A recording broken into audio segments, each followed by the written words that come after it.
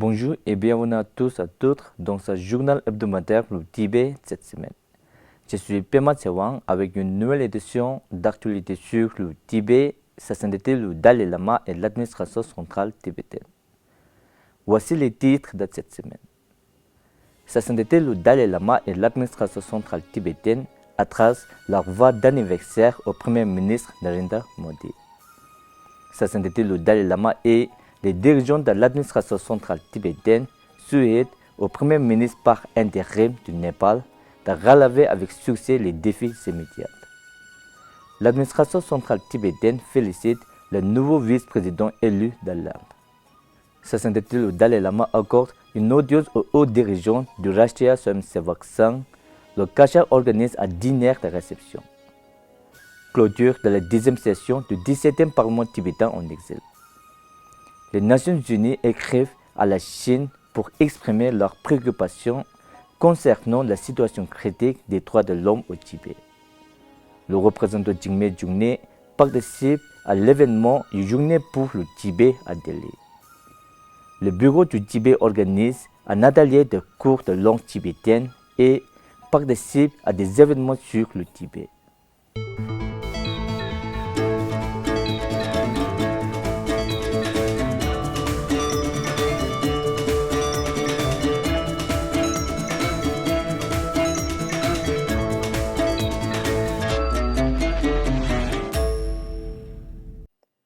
Le 17 septembre, sa sainteté, le Dalai Lama a écrit au Premier ministre Narendra Modi pour lui souhaiter un joyeux anniversaire à l'occasion de ses 75 ans.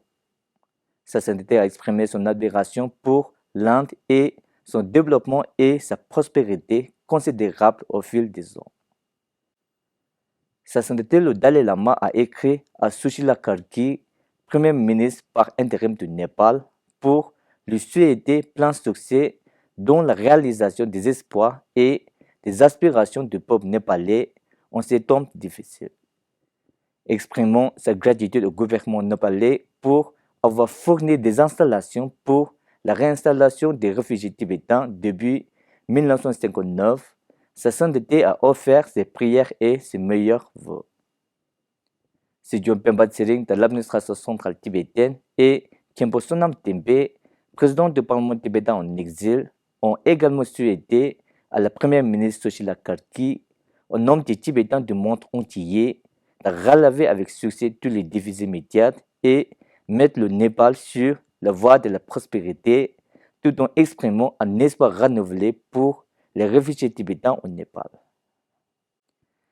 Khenpo Sonam Tembe, président du Parlement tibétain en exil, a adressé ses félicitations au vice-président nouvellement élu de l'Inde, C.P. Radhakrishnan. Dans sa lettre, le président a exprimé sa gratitude au gouvernement et au peuple indien pour avoir accueilli sa sainteté le Dalai Lama et le peuple tibétain pendant plus de 6 décennies. Le 12 septembre, sa sainteté le Dalai Lama a accordé une audience aux hauts dirigeants de Rashtriya Swayamsevak Sangh, Dr. Indresh Kumar et Dr. Ramlal.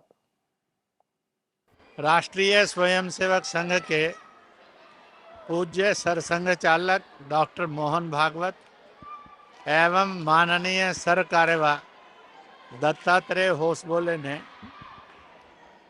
अपनी ओर से पुष्पगुच्छ, शॉल और सद्भावनाएं भेजी कि आप स्वस्थ रहें, प्रसन्न रहें, सक्रियता में विश्व शांति के लिए कर रहे कार्यों के लिए उनके प्रति अपनी बधाइयाँ उन्होंने प्रेषित की। वो हमने परम पावन दलाई लामा जी के पास पहुँचाई। Après la réunion, Dr. Indresh Kumar et Dr. Ram Lal ont visité le Parlement tibétain en exil et le musée du Tibet. Le cabinet de l'administration centrale tibétaine a également organisé un dîner spécial en l'honneur. Le cabinet de l'administration centrale tibétaine a également organisé un dîner spécial en leur honneur. Namkhe Nyingpo Rinpoche et Avirkrita Vajra Rinpoche ont également honoré la réception de leur présence. Le 18 septembre, la 10e session du Parlement tibétain en exil s'est achevée par les remarques finales du président. 신앙이 가서 시도를 참바이나 땅 가서 넘바 차대고 리뷰 토네 산호도는 가서 지점지 예배기 시도를 오지 차대가 나 땅 가서 대야 컴펠 요야다 아니 시도 이야나요 펜토야 아니 나론쪽이 지 존시지 아니 대단한 인기 대단 제비 리용카레 대단 노인기 가서 게이지 대도 톨라치 냠자 만로와치 냠바사수 미냠 컴펠 용 투벨라 미세 내가 가리셔도 대도 톨랑에 곰바 예토게데 개침부지 대통고요 National was showing them choki that Gomba Lopcham Mogo Jashin Olola, she did on it, Tame Betone, Shamziki Shizo, Yontabialam, Bezihi Shegore, then no young around talking when you Tezo Tola, Jaman Muchi Goyi Tezo, Tedano Tokoya, Ane Jashi Shizo Tone, Peg Chedo, Jigon Sev, the Missy, Tandapadon Azol Tono, the Japson Yondegare, Mamba Mazo Tem Malaya Cheto, Mazo Miram Dayton and Gankur Hyotoga, the Ketcham Hyoji, Tongoya.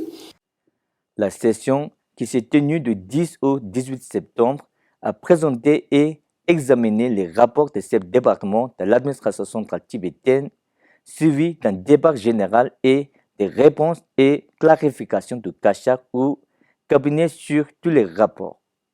Les membres du Parlement tibétain en exil ont adopté une résolution en 5 points exprimant leur gratitude à sa sainteté le Dalai Lama.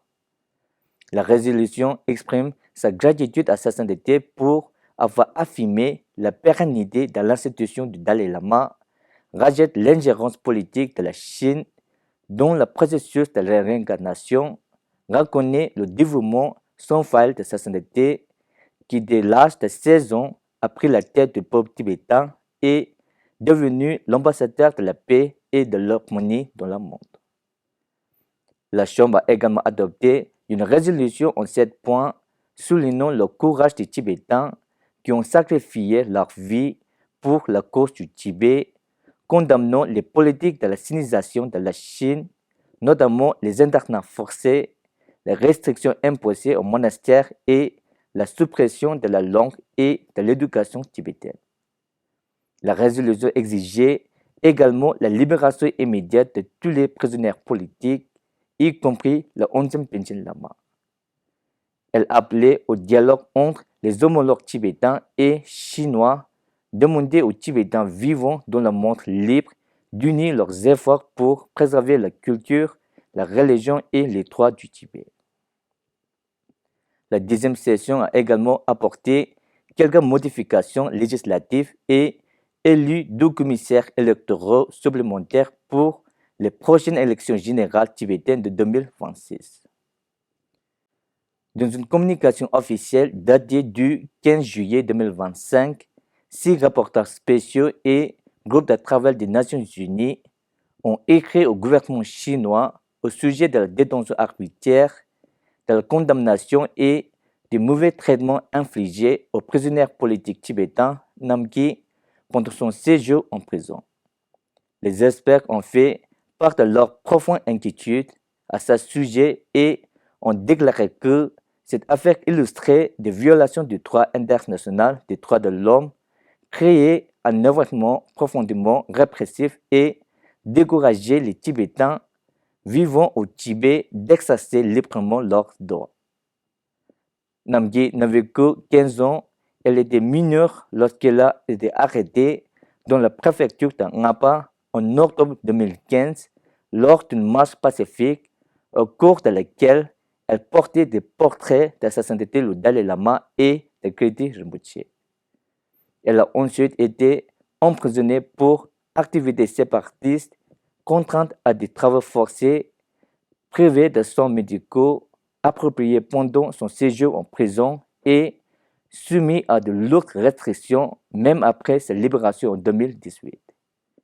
Le 15 juillet 2025, 5 rapporteurs spéciaux des Nations Unies ont également fait part de leurs vives préoccupations concernant l'ingérence de la Chine dans la question de la réincarnation de sa sainteté le Dalai Lama et ont exprimé leur inquiétude face à la disparition forcée de 11e Panchen Lama début 1995. La lettre souligne que la politique chinoise est l'obligation d'obtenir l'approbation du gouvernement pour toutes les réincarnations violent les droits internationaux relatifs aux droits de l'homme, prive le peuple tibétain de son droit à la liberté religieuse et s'écarte du processus religieux authentique de reconnaissance des réincarnations. Les experts ont également exhorté la Chine à divulguer des informations sur le lieu où se trouve le 11e Penchen Lama, ainsi que sur son état de santé et son bien-être. Le 14 septembre, le représentant Jigme Jungné du bureau de sa sainteté le Dalai Lama à Delhi a assisté à l'événement intitulé Journée pour le Tibet, organisé par India-Tibet Friendship Society en collaboration avec le bureau de coordination en Tibet. L'événement avait pour thème les voies de la non-violence, l'héritage commun du Mahatma Gandhi et de sa sainteté le 14e Dalai Lama. Le bureau de Tibet à Genève a organisé un atelier de 2 jours pour les professeurs de langue de l'école tibétaine du week-end dans la ville de Suisse d'Aitikon. Cette formation a réuni 30 enseignants, 27 de Suisse et 3 d'Autriche. Les formateurs ont dispensé aux enseignants une formation approfondie sur les méthodes pédagogiques et les approches éducatives adaptées au développement psychologique des élèves. Le 14 septembre, le bureau de Tibet en France a participé au festival Wulan à la pagode Kran-An près de Paris où le comité d'organisation France-Coton a présenté l'exposition sur les 4 engagements principaux de sa sainteté, sa vie et son héritage. L'exposition est prévue pour durer 8 jours jusqu'au 21 septembre. Le 13 septembre, des représentants du bureau du Tibet à Bruxelles ont participé à la célébration du 65e anniversaire de la journée de la démocratie tibétaine organisée par l'Association régionale des femmes tibétaines de Belgique au parc Noxpoor à Anvers. Dans son discours, Tenzin Punzo, responsable du plaidoyer auprès de l'Union européenne, a évoqué les 75 années d'évolution et les réalisations de la démocratie tibétaine en exil. C'est la fin de cette journal. Merci d'avoir suivi Tibet TV à la semaine prochaine.